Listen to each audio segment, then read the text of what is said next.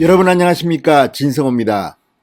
추미애 전 법무부 장관이 국민이 원한다면 대권에 출마할 수 있다, 이런 말을 하기 시작했습니다.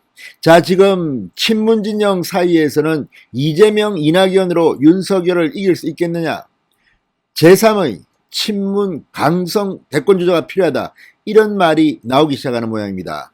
물론 아직까지는 이재명 경기도지사의 여론조사는 높습니다. 지금 윤석열 전 검찰총장이 압도적으로 차기 대권주자 1위를 차지하고 있지만, 어떤 조사에서는 이재명이 1위를, 박빙의 차이긴 하지만 윤석열을 누르고 이재명이 1위를 한 조사도 있습니다. 자, 이런 가운데 추미애 전 장관도 대권 후보 지지율 조사에서 한 번씩 미세하나마 저 밑에 이름을 올릴 때가 있습니다. 그런 추미애가 대권 출마 가능성을 시사하면서 진중권 전 동양대 교수가 드디어 분연이 일어났습니다. 자, 어쨌든 추미애 윤석열 갈등 때문에 오늘의 윤석열이 있는 것은 부인하기 힘든 사실입니다.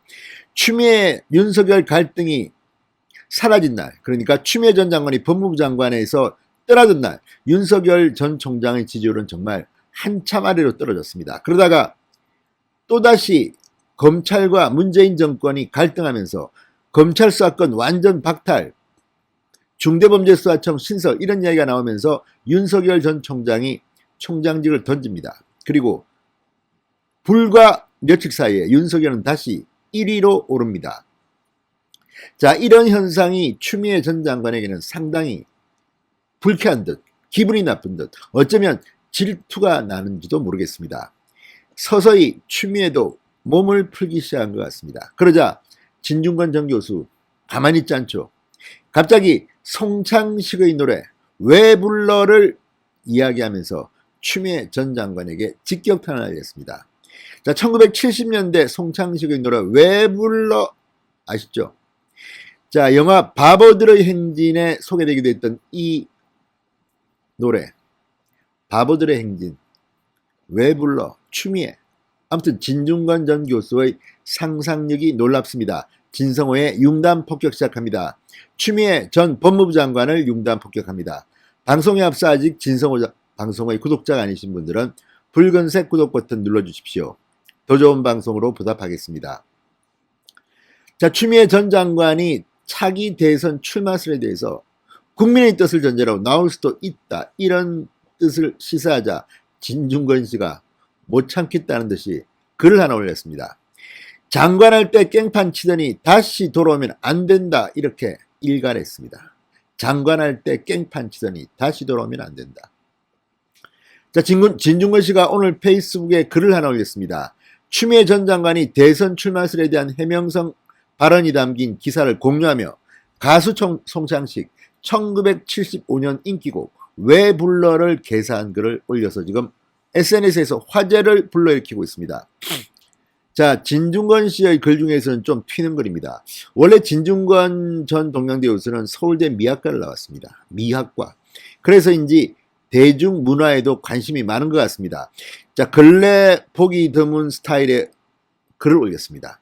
논리보다는 상당히 해학적입니다. 진중권 씨는 국민이 부른다면 여기에 착안한 것 같습니다. 안 불러 사고치다 잘린 사람을 왜 불러 장관할 때 깽판 치더니 왜 라며 이젠다 신 얼굴 디밀지 좀 마, 아니 안 되지 돌아오면 안 되지 라고 비꼬았습니다. 진중권 씨는 국민이 부른다면 이라며 대선 출마 가능성을 열어둔 추 전 장관 발언에 대해서 70년대 감성을 자아내는 멘트라고 따끔하게 혼냈습니다.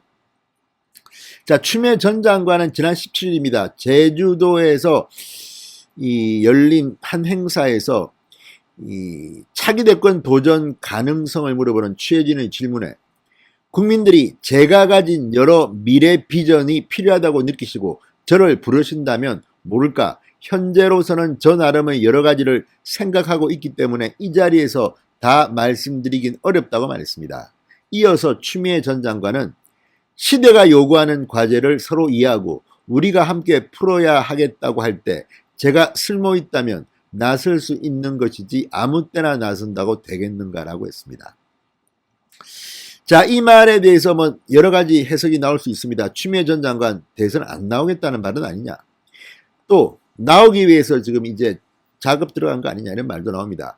하지만 지금 범여권은 이재명의 독주체제로 바뀌었습니다. 그렇지만 이재명은 아시다시피 친문들이 별로 좋아하는 인물이 아닙니다. 이재명이 문재인의 퇴임을 보장할 수 있겠느냐, 이런 문제 제기가 끊임없이 제기되고 있습니다. 이재명 탈당설도 나왔고 이재명의 LH 사태 배후설도 나왔습니다. 물론 이재명 지사 측은 부인합니다. 자, 어쨌든 이재명 지사로는 불안하다. 이럴 때 추미애 같은 강성이 나와야 한다. 이런 논리가 떠오르면 추미애 전 장관은 대권에 도전할지도 모릅니다. 이런 분위기에 대해서 진중권 씨가 송창식의 왜 불러를 가지고 이야기한 겁니다. 자, 추미애 전 장관 사실상 윤석열의 선거대책본부장이 아니냐는 비아냥까지 나올 만큼 윤석열 전 총장을 대권후보 윤석열로 키운 사람이기도 합니다. 윤석열 대통령 선거 캠프 본부장이 아니냐 뭐 이런 비판도 나옵니다.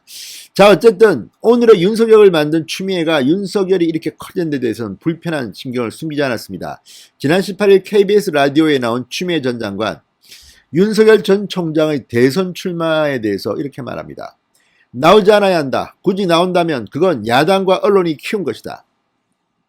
자신이 윤석열의 대항마로 대선에 나설 수 있다는 일부 관측에 대해서는 윤석열 총장에 대해서는 관심이 없다고 말합니다.